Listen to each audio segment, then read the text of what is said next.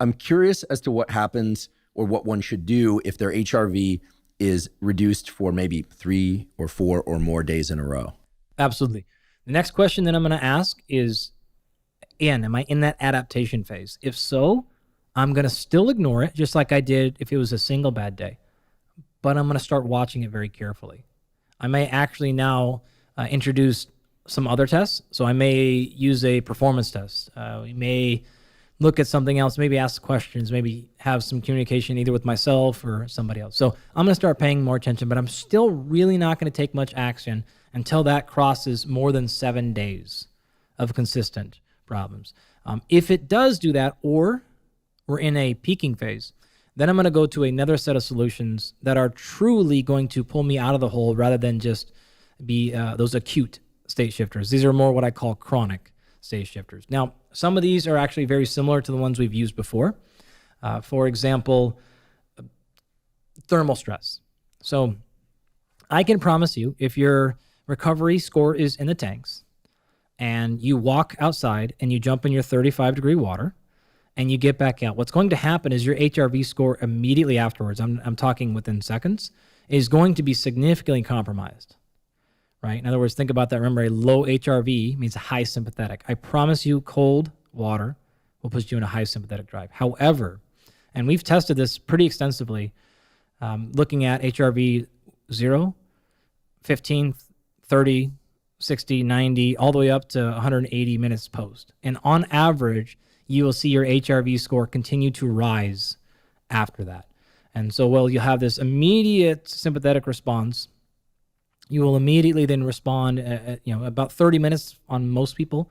Depends on the person, though. And that score will be improved for several hours afterwards. So heat can kind of have a similar effect. That actually, again, it's sort of an acute fix. But over time, as we've described earlier, that can also have a little bit of a chronic effect. We can also then get into areas like sleep. And so now we're going to start playing and exploring why. Are you sleeping poor as well? Or was your sleep score fine, but your HRV was low? That's a little bit of a different answer. If your sleep is getting compromised, then we're going to start going into and making sure we're improving our sleep.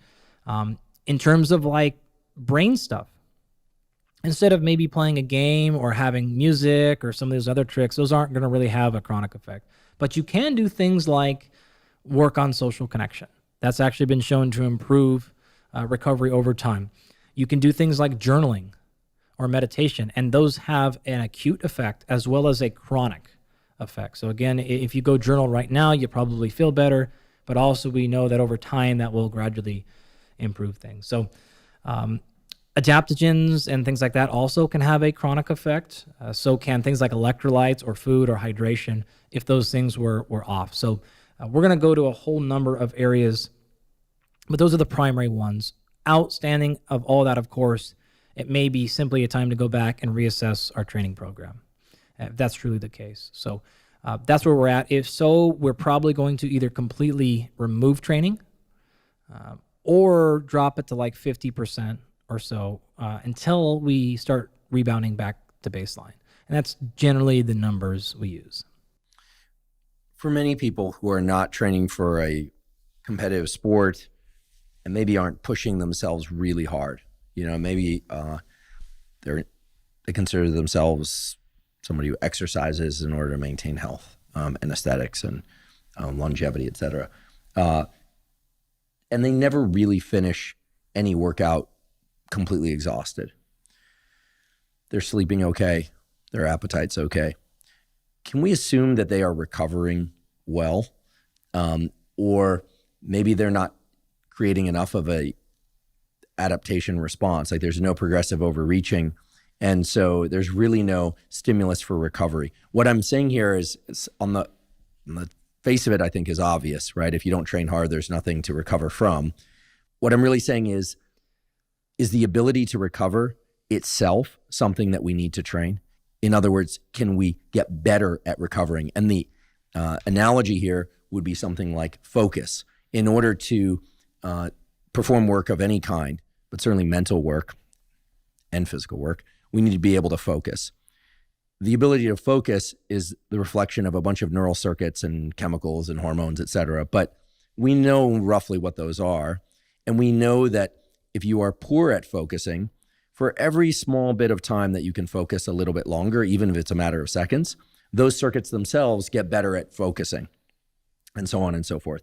So in other words, is the recovery system, however broad, neurotransmitters, hormones, neural, muscular, immune-based, et cetera, can that system or set of systems become better? Can we get better at recovering? Meaning, can it become faster and more effective?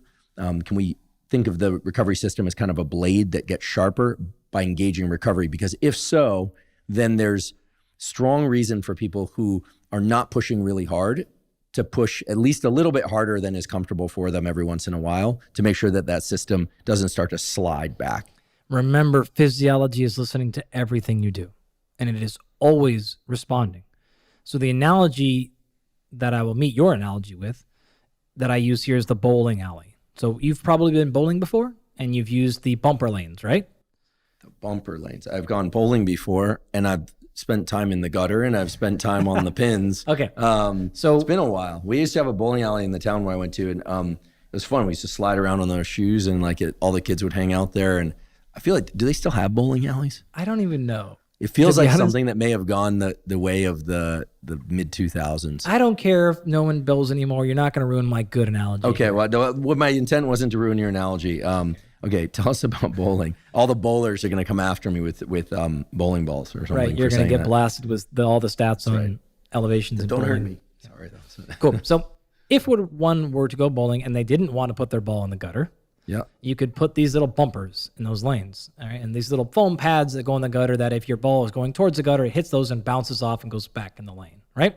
Okay, so in this entire conversation, and this is actually true of a lot of the way people approach their fitness and health, people are very concerned oftentimes with optimizing, meaning I want to make sure I don't go in the gutter. I don't want to hit the walls. So therefore, I'm going to try to improve the accuracy in which I throw the ball. So I want to make sure that I'm throwing it down the center of the lane more often. And I want to get my standard deviation tighter and tighter so that I don't get anywhere close to hitting the wall. However, what they're not realizing is if you do that, the body will start shrinking the size of the lane. Because what it basically says is, we haven't had a ball touch us in years. We don't need to be this wide. Let's get smaller and smaller and smaller. So it's not that you actually are having a reduced ability to recover, but you start becoming incredibly sensitive to that. So your two strategies for enhancing recovery are to practice getting closer, of throwing that ball down the middle of the lane, or to widen the alley. And that's exactly what you're referring to. And you absolutely should do that. And so what happens is you don't have to be so precise with what you're doing because your ability to handle so many things is widened. So if you're off now by 4 or 5 inches to the right, no problem because you've just tripled the size of your alley. That's exactly what you want to do.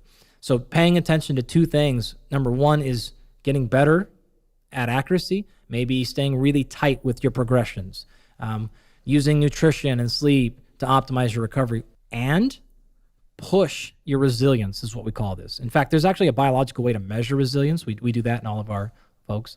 This is scientifically validated stuff.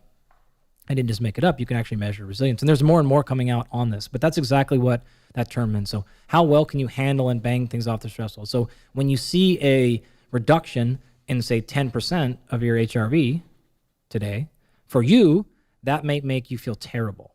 For me, I might not feel anything because I'm well adapted to large fluctuations, and therefore I'm okay. The less and less you do that, the more and more responsive you will be to those slight deviations. So that is exactly the target. And that's kind of what I allude to when I say you got to understand, what are we optimizing for? Are we optimizing for making sure I don't feel any different today? Or are we optimizing to make sure when I do feel different, I still am able to perform? So this is why you want to do things like maybe use some caffeine today and feel great. But if I have to use it every day, all I'm doing is shrinking my sensitivity there. So now if I have to go a day without it, I can't train at all. Right? Caffeine is the easy example because people understand how that whole system works. But this is really true of everything else. So yeah, you need to practice this. And the way to do that is to give yourself more stress.